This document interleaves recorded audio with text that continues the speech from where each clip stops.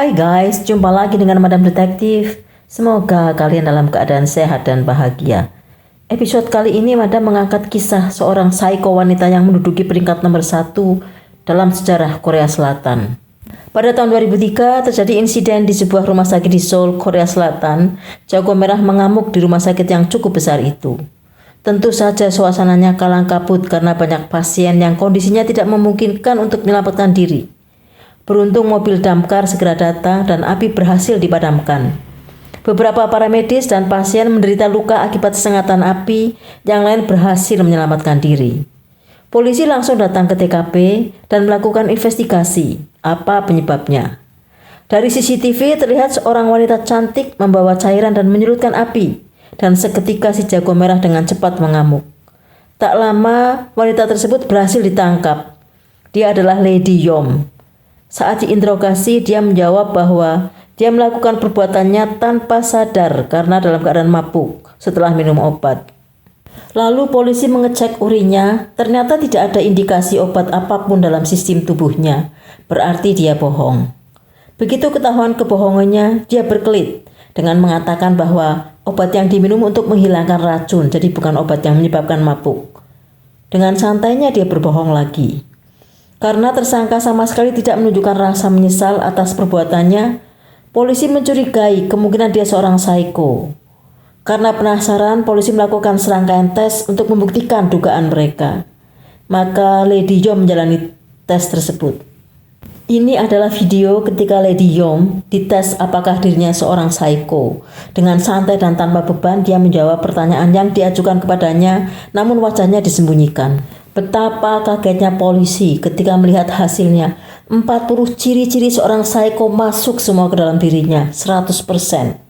Jadi dia benar-benar psycho yang sangat akut dan sangat berbahaya. Polisi tahu persis seorang psycho akut sudah pasti telah melakukan serangkaian perbuatan melanggar hukum. Maka dengan dibantu seorang psikiater, kepolisian Seoul berhasil membongkar perbuatan yang sangat luar biasa keji dan sulit untuk dipercaya. Dan bagaimana seorang psycho akut seperti Lady Yom bisa melakukan perbuatannya selama 5 tahun lebih tanpa dicurigai oleh keluarga korban. Siapa sebenarnya Lady Yom? Lady Yom lahir tahun 1976, berasal dari keluarga menengah, berpostur tinggi dan memiliki wajah cantik. Wajahnya tidak pernah dipublikasikan, tapi menurut keterangan beberapa orang keluarga dan teman-temannya, wajahnya mirip artis Korea Park Chung Hee. Tidak hanya berwajah cantik, dia juga santun dan lemah lembut. Secara fisik dia merupakan wanita yang nyaris sempurna. Namun dia sangat boros, kemanapun pergi selalu membawa uang cash banyak untuk dibelanjakan. Pada usia 21 tahun dia menikah dan dikaruniai seorang putri. Namun pada usia 4 tahun putrinya meninggal dunia. Menurut keterangannya dia jatuh ketika bermain di atas loteng rumahnya. Namun apa yang terjadi sebenarnya tidak ada yang tahu. Beberapa tahun kemudian Lady Yom merasa bosan dengan suaminya dan menginginkan uang banyak. Maka dia melakukan suatu rencana. Suatu malam dia memberinya obat tidur dalam minuman kepada suaminya. Akibatnya suaminya tertidur sangat lelap. Pada saat itulah Lady Yom mengambil peniti dan melukai matanya. Tentu saja ketika terbangun dia merasakan sakit dan perih di matanya. Lady Yom segera membawanya ke rumah sakit. Namun penglihatannya tidak bisa diselamatkan. Beberapa bulan kemudian dia melukai wajahnya dengan cairan berbahaya. Tentu saja suaminya mengalami luka yang cukup serius. Beruntung dia selamat. Tak lama setelah itu dia mengulanginya, kali ini dengan menggunakan sajam. Ketika suaminya terluka parah, Lady Yom segera membawa ke rumah sakit. Kali ini suaminya tidak bisa diselamatkan. Bagaimana dia bisa aman melakukan perbuatannya? Inilah alasan yang diberikan kepada dokter dan keluarga korban. Katanya ada seorang pencuri masuk ke rumahnya karena suaminya berteriak pencuri itu memukulnya. Dan saat itu dirinya sedang tidak di rumah. Jadi korban dan keluarganya tidak mengetahui bahwa itu perbuatannya. Kenyataan bahwa suaminya buta membuat korban dan keluarganya percaya pada cerita Lady Yom. Dengan meninggalnya suaminya, Lady Yom mendapat uang asuransi sebesar 3 miliar rupiah. Beberapa bulan kemudian, sebagian uang asuransi sudah terpakai. Tentu dia perlu uang lagi. Niat buruknya pun muncul di benaknya. Dia harus mencari suami baru untuk dijadikan korban. Tidak sampai setahun setelah suami pertama meninggal, dia menikah lagi dengan Hong yang ditemuinya di suatu klub malam. Dengan kecantikannya tentu tidak sulit bagi Lady Yom untuk mendapatkan suami lagi. Beberapa bulan setelah menikah dia hamil dan 9 bulan setelah pernikahan dengan suami keduanya, dia melakukan hal yang sama seperti yang dilakukan pada suami pertama. Dia memberi pil tidur dalam minuman kepada Hong, lalu pada saat sudah terlelap, dia mengambil peniti dan membutakan matanya. Tentu saja begitu terbangun Hong merasakan sakit dan perih yang amat sangat di matanya. Kemudian Lady Yom membawanya ke rumah sakit. Selama di rumah sakit dia menunggui dan merawat suaminya dengan tulus dan penuh kasih sayang. Sehingga keluarga korban menyangka Lady Yom adalah istri yang penuh perhatian kepada suaminya. Suaminya kemudian diperbolehkan pulang walaupun dokter tidak bisa menyelamatkan matanya. Beberapa minggu kemudian suaminya mendadak sakit. Lalu Lady Yom membawanya ke rumah sakit. Keluarganya menjenguknya. Mereka lega karena melihat sakit Hong tidak terlalu parah. Pikir mereka dalam beberapa hari sudah diperbolehkan pulang. Namun paginya mereka dibuat syok karena Hong dinyatakan meninggal. Tentu mereka sangat berduka apalagi melihat istrinya Lady Yom dalam keadaan hamil besar. Keluarga Hong menyarankan untuk memulai hidup baru dan jangan larut dalam duka cita. Pikirkan anak yang dalam kandungan. Jika suatu saat menemukan pria yang baik, terimalah dia sebagai suami. Namun Lady Yom menjawab, tidak, saya tidak berpikir untuk menikah lagi. Saya hanya memikirkan anak yang ada dalam kandungan. Dengan pernyataannya itu, keluarga suaminya tersentuh hatinya.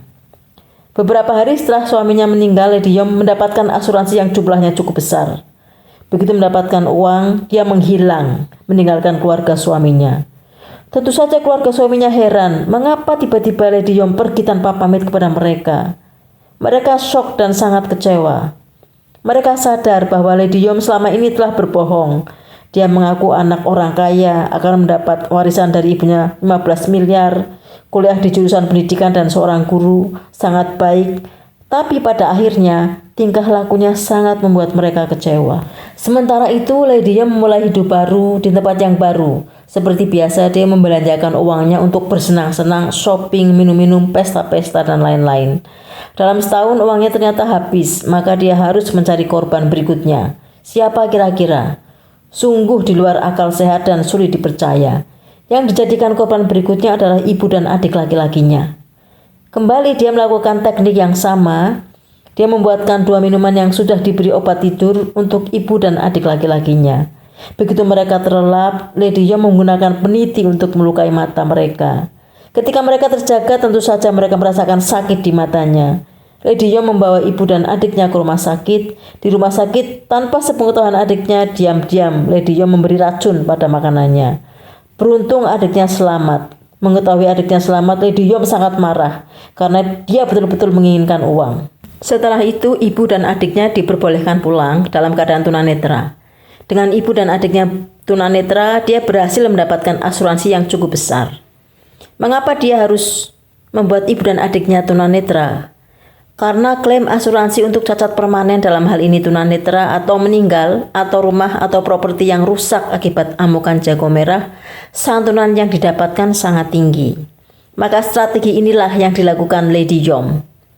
Beberapa lama kemudian dia menjual apartemen ibunya dan uangnya seperti biasa digunakan untuk bersenang-senang.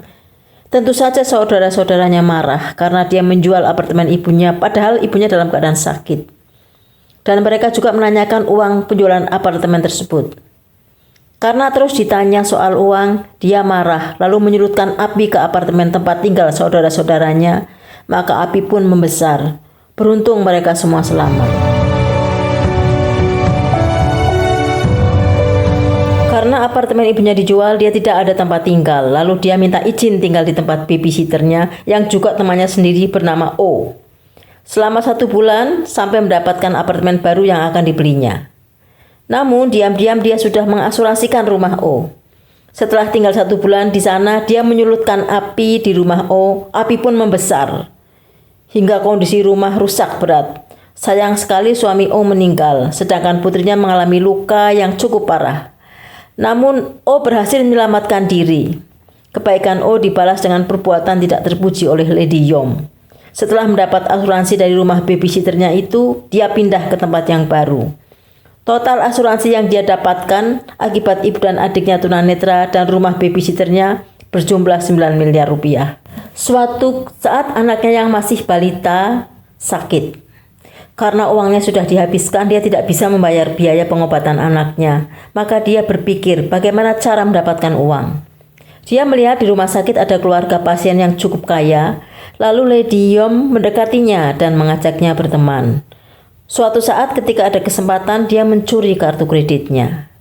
Kartu kredit itu dipakai untuk mengobati anaknya dan belanja barang-barang yang dia suka. Namun sayang, anaknya tidak bisa diselamatkan. Dia meninggal dunia. Tidak jelas apakah meninggal anaknya betul-betul karena sakit atau karena Lady Yom ingin mendapatkan uang asuransi. Namun setelah itu Lady Yom kebingungan. Bagaimana kalau teman barunya ini tahu bahwa kartu kreditnya dicuri? Maka Lady Yom mengajak temannya itu main ke rumahnya. Seperti biasa dia memberinya obat tidur di dalam minumannya. Ketika terjaga, tentu temannya itu merasa kesakitan di matanya. Lady Yom membawanya ke rumah sakit. Kali ini Lady Yom kurang beruntung karena temannya itu berhasil selamat dari kebutaan.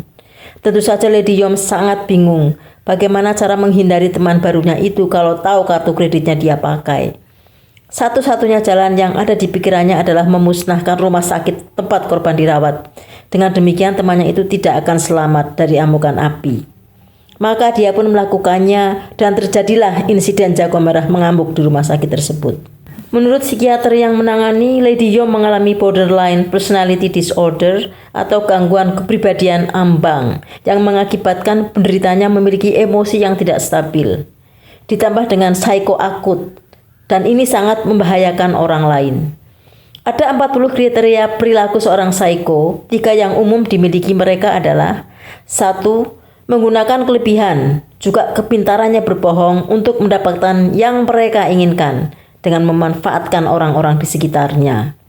Kedua, mereka tidak pernah menyesal dan selalu menggunakan logikanya sendiri. Ketiga, sulit dibaca apa sebenarnya yang mereka inginkan atau rasakan. Atas kejahatannya, Lady Yom dihukum seumur hidup. Saat persidangan, keluarga suami keduanya marah karena menganggap hukuman itu terlalu ringan. Bagi Lady Yom sendiri, hukuman seumur hidup sangat berat. Dia membuat surat keberatan ke pengadilan dengan mengatakan dirinya depresi agar dihukum ringan. Namun permintaannya tidak dikabulkan. Dengan alasan dia sadar dengan tindakannya tersebut. Di antaranya dia selalu minta menikah secara resmi agar mudah membuat polis asuransi. Dan tindakannya itu direncanakan dengan matang.